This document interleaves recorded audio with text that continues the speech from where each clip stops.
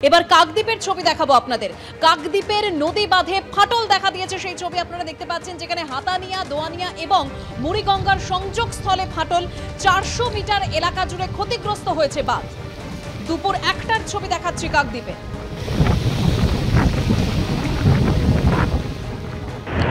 গতকালের পর আজও রেমালের দুর্যোগ অব্যাহত সুন্দরবন জুড়ে।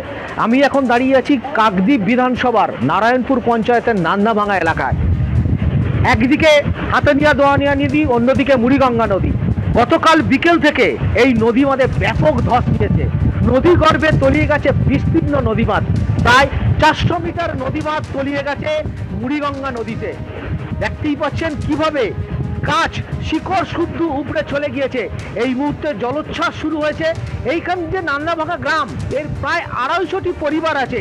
এই বাঁধ যেভাবে ভেঙে এগিয়ে আসছে, যেভাবে নদী গর্ভে তলিয়ে যাচ্ছে, আতঙ্কের প্রহর গুনছেন এই গ্রামবাসীরা।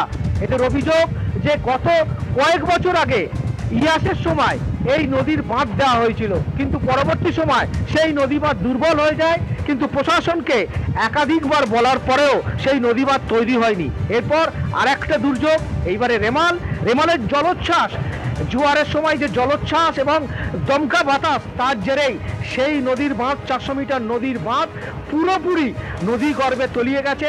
গতকাল রাতে এখানকার বাসিন্দারা জানাচ্ছেন যে গতকাল রাতে কার্যত তারা দু চোখের পাতা এক করতে পারেননি। তারা সবসময় আতঙ্কের প্রহর গুনেছেন। একদিকে রেমালের দুর্যোগ, ঘূর্ণিঝড়, বৃষ্টি, তার সঙ্গে নদী বাঁধের ভাঙন। কখন নদী বাঁধ ভেঙে তলিয়ে যায় পুরো গ্রাম। গৌতম মণ্ডল, এবিপি আনন্দ, দক্ষিণ 24 পরগনা। আজও চলবে রেমাল রেস। কাল থেকে আবহাওয়ার উন্নতি। 24 পরগনা, কলকাতা, হাওড়া, হুগলি, নদিয়ায় ভারী থেকে অতি ভারী বৃষ্টি। মুর্শিদাবাদ, মালদা, কোচবিহার, জলপাইগুড়ি, দক্ষিণ দিনাজপুরেও কমলা সতর্কতা জারি।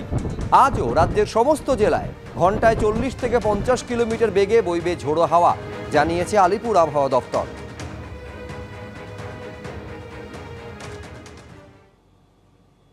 আজকে আপনার হেভি টু ভেরি হেভি রেনফলের ওয়ার্নিং আছে এই সিস্টেমের জন্যই।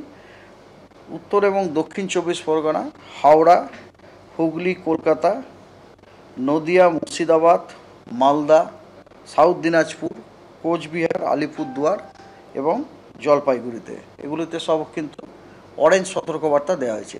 হলুদ সতর্কবার্তা দেওয়া হয়েছে আপনার হেভি রেনের।